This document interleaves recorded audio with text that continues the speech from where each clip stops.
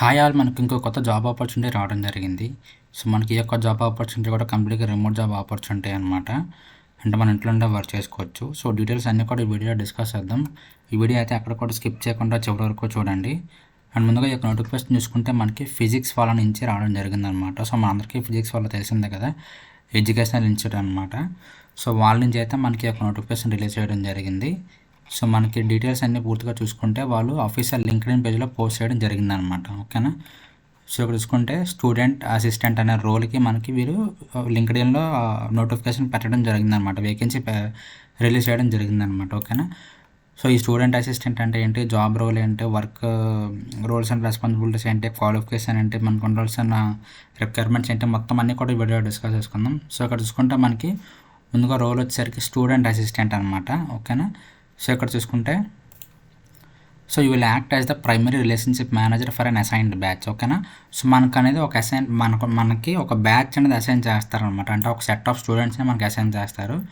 So వాళ్ళకి మనమే main head అనమాట. సో వాళ్ళకి ఏమైనా నాన్ టెక్నికల్గా ఏ ఇష్యూస్ ఉన్నా సరే మనం రిజాల్వ్ చేయాలి.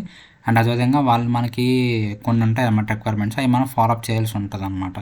ఓకేనా? అంటే ఈఎంఎస్ కానీ ఫీజు కానీ అవన్నీ కూడా మనం వాళ్ళకి ఫాలోఅప్ ఈమెయిల్స్ కానీ రిమైండర్స్ కానీ పంపిస్తుండాలన్నమాట. ఓకేనా?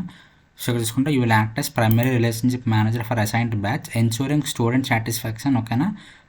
అండ్ అదేవిధంగా timely fees collection and engagement and overall batch performance. ఓకేనా? సో మొత్తం అంతా కూడా నాన్ టెక్ సైడ్ అంతా కూడా మీ మీద డిపెండ్ అయి ఉంటుంది అనమాట. ఓకేనా? సో మీరే మెయిన్ పర్సన్ అవుతారనమాట వాళ్ళని కాంటాక్ట్ అవ్వడానికి, వాళ్ళు మీకు కాంటాక్ట్ అవ్వడానికి.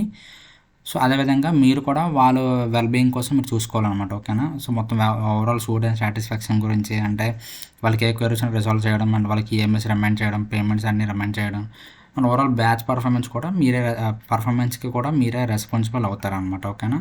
సో అంటే మీరు ఏమైనా స్ట్రాటజికల్గా ఇంప్లిమెంట్ చేయడం కానీ, లేకపోతే ఎవరైనా ఏదైనా వీక్ ఉంటే దాన్ని రెక్టిఫై చేయడం కానీ, సో అలా ఇవన్నీ కూడా మీరే చేయాల్సి ఉంటుంది అనమాట. సో ఇక్కడ చూసుకుంటే కీ రెస్పాన్సిబిలిటీస్ చూసుకుంటే own and manage dedicated power batch. ఓకేనా? సో మనకి ఒక కంప్లీట్ బ్యాచ్ అనేది ఇస్తారు. బ్యాచ్ అంటే ఒక సెట్ ఆఫ్ స్టూడెంట్స్ అనమాట. సో ఆ సెట్ ఆఫ్ స్టూడెంట్స్ అందరినీ మనమే మెయింటైన్ చేయాల్సి ఉంటుంది అనమాట. ఓకేనా?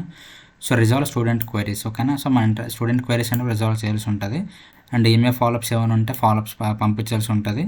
అండ్ అదేవిధంగా ఫీడ్బ్యాక్ అనేది conduct regular feedback and engagement calls to enhance student experience. ఓకేనా?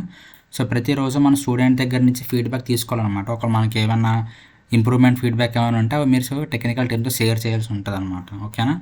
అండ్ అదేవిధంగా ఇక్కడ చూసుకుంటే track and monitor batch performance. ఓకేనా? సో ఓవరాల్ బ్యాచ్ పర్ఫార్మెన్స్ అనేది మీరు ట్రాక్ చేసి మానిటర్ చేస్తూ ఉండాలన్నమాట. సో ఓవరాల్ పర్ఫార్మెన్స్ ఎలా ఉంది ఏంటి అని చెప్పి. ఓకేనా? So identify risk students and drive retention and counselling efforts. ఓకేనా? సో ఏమైనా మీకు లో అనిపిస్తే మీరు వాళ్ళకి కౌన్సిలింగ్ ఇచ్చి, అంటే మీటింగ్స్ పెట్టి కానీ కౌన్సిలింగ్స్ ఇచ్చి కానీ, సో అదేవిధంగా మీరు బ్యాచ్ పర్ఫార్మెన్స్ని ఇంక్రీజ్ చేయాలన్నమాట. ఓకేనా? సో ఇది ఓవరాల్ కీస్ అండ్ రెస్పాన్సిబిలిటీస్ వచ్చేసరికి ఇవి మీ రోల్స్ అండ్ రెస్పాన్సిబిలిటీస్ అనమాట. సో ఇక్కడ రిక్వైర్డ్ స్కిల్స్ చూసుకుంటే మనకి బేసిక్ కమ్యూనికేషన్ స్కిల్స్ అనేది వచ్చి ఉండాలన్నమాట.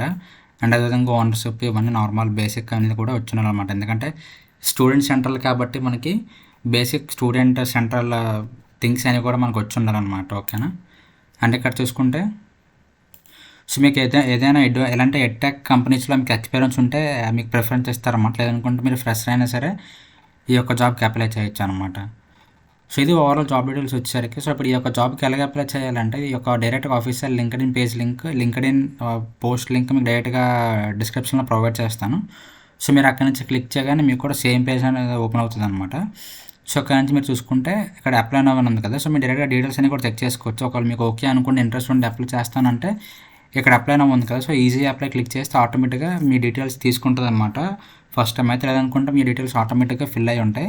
సో అవన్నీ ఒకసారి క్రాస్ చెక్ చేసుకొని వెరిఫై చేసుకొని కరెక్ట్ అయితే మీరు డైరెక్ట్గా అప్లై చేసేయచ్చు అనమాట. అక్కడ 3-4 స్టెప్స్ ఉంటాయి. స్టెప్స్ ఫిల్ చేసిన తర్వాత మీరు డైరెక్ట్గా అప్లై చేసేయచ్చు అనమాట. ఓకేనా?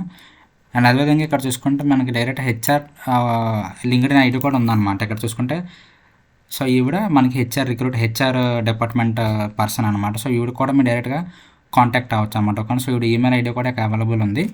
సో డైరెక్ట్గా వీళ్ళు కూడా మెయిల్ పంపించవచ్చు అనమాట. నేను పలానా దీంట్లో పోస్ట్ చూసాను, నేను ఇంట్రెస్ట్ అని చెప్పి కొంచెం మ్యాటర్ మీరు ప్రిపేర్ చేసి ఈ యొక్క ఈమెయిల్ ఐడి కూడా మీరు ఈమెయిల్ పంపించవచ్చు. లేదనుకుంటే సో నాకు సజెషన్ ఏంటంటే మీరు రెండు చేస్తే బెటర్ అనమాట. ఇక్కడ ఈజీ అప్లై చేసి అండ్ అదేవిధంగా ఈ ఈమెయిల్ ఐడికి ఈమెయిల్ పంపిస్తే మీకు బెటర్ విజిబిలిటీ ఉంటుంది అనమాట. ఓకేనా?